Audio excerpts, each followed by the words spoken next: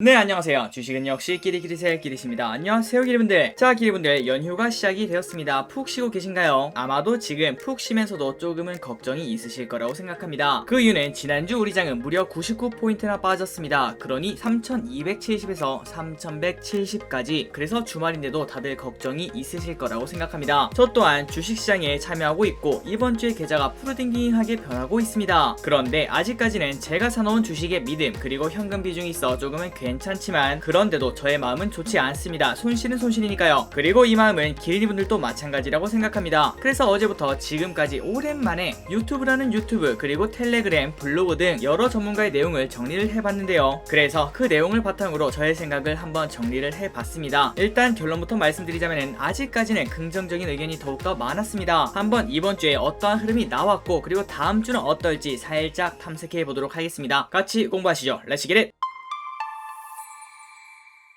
자, 바로 내용으로 들어가도록 할게요. 그리고 들어가기 앞서 좋아요를 누르시면 저 기리세에게 매우 큰 힘이 됩니다. 정말 감사합니다. 자, 이거는 바로 코스피의 차트입니다. 이번 주에 보시면은 파란색만 가득가득한 걸 확인할 수 있죠. 그러니까 낙폭이 생각보다 강했습니다. 그래서 정말 오랜만에 121선을 깨고 내려갔다가 살짝 올라와서 지키는 모습을 보여주고 있죠. 이 부분 때문에 다음 주 월요일은 휴장이니까 화요일날 다시 반등을 줘서 상승 추세가 이어갈 수 있을지, 만약에 다음 주에는 다시 상승을 해준다면은 이렇게 V자로 조금씩 올라갈 수 있을 것 같고요. 그 반대로 다음 주에도 흥황하는 모습을 보여준다면은 조금 더 암울해지는 상황이 펼쳐지지 않을까 이렇게 볼 수 있겠네요. 그리고 코스피의 주봉을 보도록 하겠습니다. 이걸 보니까 정말 많이 올라오긴 했네요. 자, 여기 보시면은 재작년까지는 2200만 돼도 야, 우리 코스피 많이 올라왔다 이런 생각을 했었죠. 그런데 작년에 코로나를 겪고 난 다음에 V자로 반등을 하더니 진짜 유례없는 상승을 해내고 있습니다. 그런데 지속적인 상승을 하지 못하고 오른쪽으로 이렇게 박스를 만들더니 결국은 20주선에 부딪힌 걸 확인할 수 있습니다. 그리고 이번 주에는 조금 더 빠져서 이렇게 빨간 선을 깨고 내려가는 걸 확인할 수 있죠. 그렇기 때문에 다음 주에는 3200 위로 쳐올리는 힘이 강해야 된다라고 생각을 할 수 있을 것 같습니다. 그래서 이렇게 약한 이유가 무엇인가 이제는 다들 알고 계실 거라고 생각합니다. 첫 번째는 환율이죠. 지금 환율이 1169원, 얼마 전만 하더라도 1150원이었죠.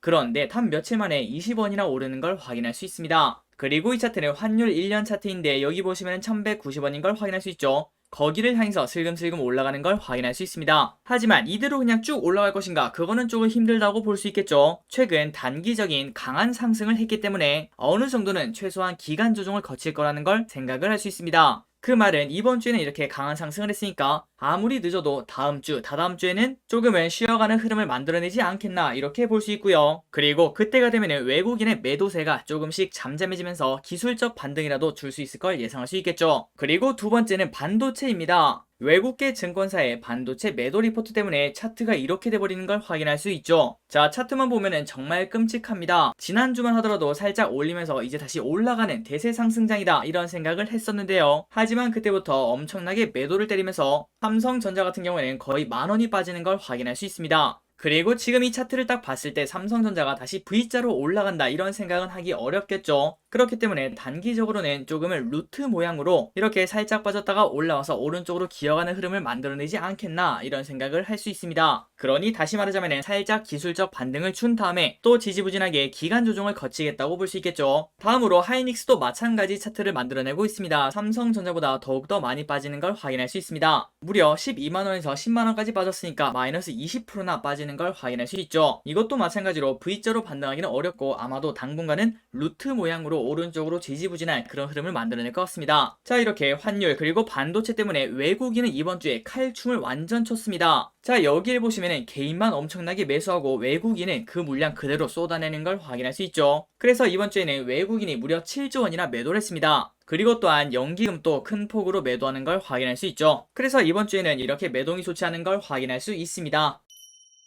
그렇다면 이제 우리에게 이런 질문을 할 수 있겠죠. 야, 이제 좀 도망쳐야 될까? 조금 무섭다. 혹시나 3천까지 떨어지면 어떡하나? 하지만 지금 봤을 때는 도망칠 때는 아직 아니라고 생각합니다. 자, 일단 어제 미국장도 큰 폭으로 상승을 하지 않았지만 조금씩 상승을 하고 마무리가 되었습니다. 그런데 최근 코스피랑 해외 증시랑은 따로 움직이고 있죠. 그래서 지금 우리가 가장 많이 봐야 될 종목은 바로 이거라고 생각합니다. 바로 마이크론이죠. 자, 마이크론이 어제 1% 상승으로 이때까지 엄청나게 하락을 하다가 살짝 고개를 들었습니다. 마이크론이 얼마나 떨어졌나 그걸 봤더니 82달러에서 70달러까지 떨어지는 걸 확인할 수 있죠. 그러니 무려 일주일 만에 15%나 하락하는 걸 확인할 수 있습니다. 그 다음에 이제 양봉을 만들어냈네요. 물론 아직까지는 방심할 수가 없습니다. 다음 주 월요일날 우리 장은 열리지 않기 때문에 다음 주 월요일에 마이크론이 어떻게 되는지 그거를 보고 우리 장도 거기에 따라간다고 볼 수 있겠죠. 그런데 일단 지금까지 봤을 때는 이렇게 1% 상승을 해줬기 때문에 조금은 양호한 모습이라고 볼 수 있습니다. 자, 다음으로 다른 걸 한번 보도록 하겠습니다. 지난 5월에 이런 일이 있었던 거 기억나시나요? 아시아 증시 하락 이끈 대만. 자, 내용을 보시면은 대만은 5일 동안 총 11%나 빠졌다고 합니다. 한 종목이 아니라 대만 자체가요. 그러니 우리 코스피를 생각하자면은 3,300이 고점이니까 11%가 빠지면은 3,000을 깨고 내려간다는 소리입니다. 그 정도로 엄청나게 하락을 했던 대만, 그때가 5월 17일인데요. 과연 그 대만은 회복을 했을지 한번 확인해 보도록 하겠습니다. 자, 여기를 보시면은 바로 이때입니다. 이때 대만이 쭉 떨어지는 걸 확인할 수 있죠. 이때 보시면은 17,500에서 쭉 떨어져서 15,000까지 내려가는 걸 볼 수 있습니다. 무려 15%나 빠졌죠. 하지만 여기서 볼 게 두 가지가 있는데요. 일단 첫 번째는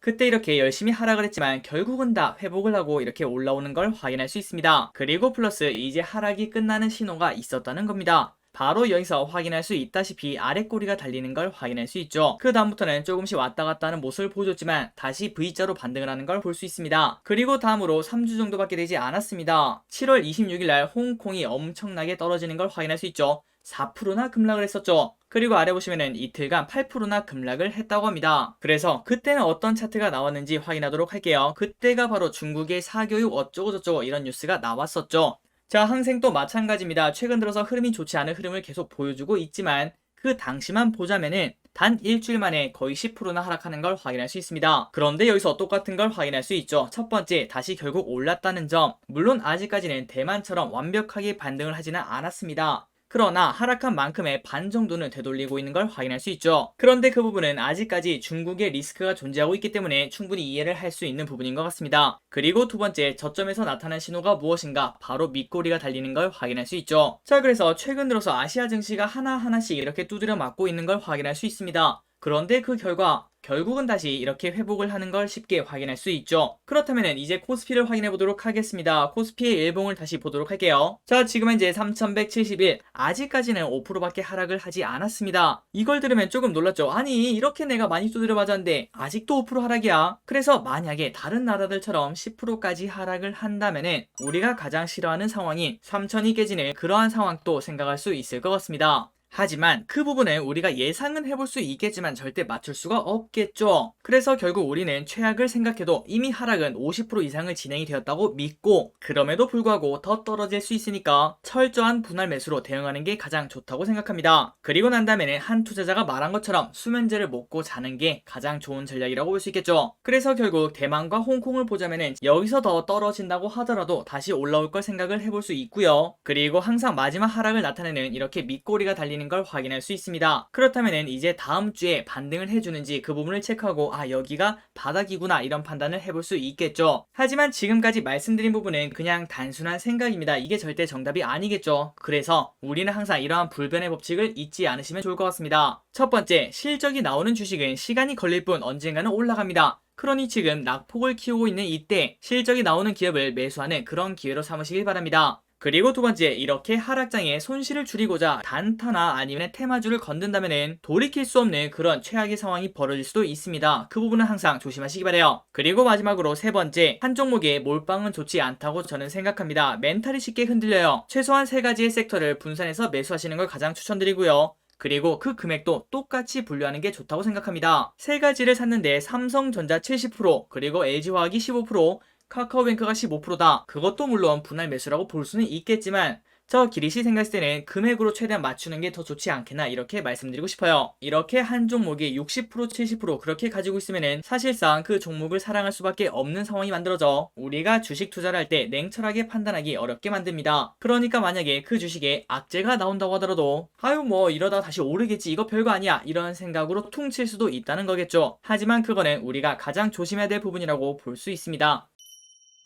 자, 이제 마지막으로 삼성전자 그리고 하이닉스에 대해서 한번 보고 넘어가도록 하겠습니다. 자, 삼성전자의 주봉을 한번 보도록 할게요. 자, 어제 공부했던 대로 이미 조정은 상당 부분 진행이 되었습니다. 우리가 지금 이렇게 큰 폭으로 떨어졌기 때문에 야, 이제 조정 시작이다 이런 생각을 할 수 있겠지만, 하지만 주봉을 보자면은 이미 올해 초 1월 15일날 96,800원을 찍고 그때부터 조정이 시작되는 걸 확인할 수 있죠. 그러니 지금까지 이미 삼성전자는 조정이 시작이 되었고 이제는 거의 피날레가 가까워지지 않나 이런 생각을 해봅니다. 하지만 그 말이 이제부터는 무조건 상승이다 이런 말은 아닙니다. 아까 제일 처음에 말씀드렸다시피 이번에 이렇게 큰 하락을 했기 때문에 이 추세를 바꾸는 데는 조금 시간이 필요하겠죠. 그러니 여러분들 만약에 삼성전자를 좋게 보신다면은 단기적으로 보고 몰빵하지 마시고 지금부터는 긴 호흡으로 천천히 매수하는 게 좋다고 생각합니다. 그 이유는 방금 말씀드린 대로 추세를 바꾸는 데는 시간이 필요하니까요. 그리고 이 부분 또 보시면 좋을 것 같은데요. 자, 여기 보시면은 거래량이 항상 엄청나게 뛰었을 때가 딱 두 곳이 있습니다. 바로 이때죠.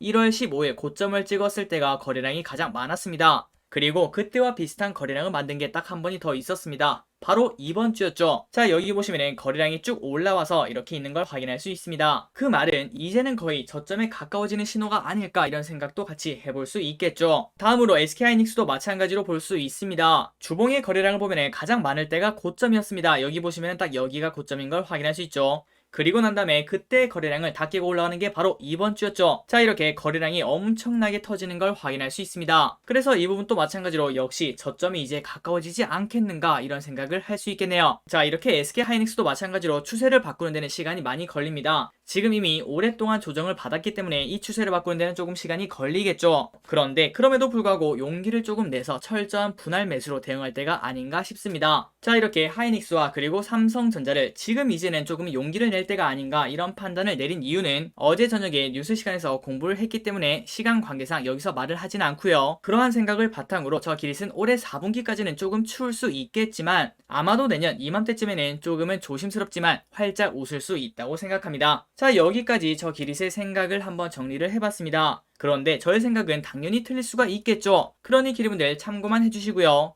이제 이번 주말에는 기리분들의 생각을 한 번쯤 정리를 해보시기 바랍니다. 누구 한 사람의 말만 듣고 주식 투자를 진행하는 것은 당연히 투자라고 볼 수 없으니까요. 우리의 생각이 가장 중요하겠죠. 자, 지금 조금은 걱정스러운 주말입니다. 아니, 연휴입니다. 토, 일, 월. 그런데 기리분들 걱정하지 마시고 푹 쉬시기 바래요. 기리분들 오늘 또 같이 공부해주셔서 진심으로 감사드리고 저 기릿은 조금 뒤에 공모주 영상으로 다시 또 찾아뵙도록 하겠습니다. 지금까지 기릿이었습니다. 빠이요.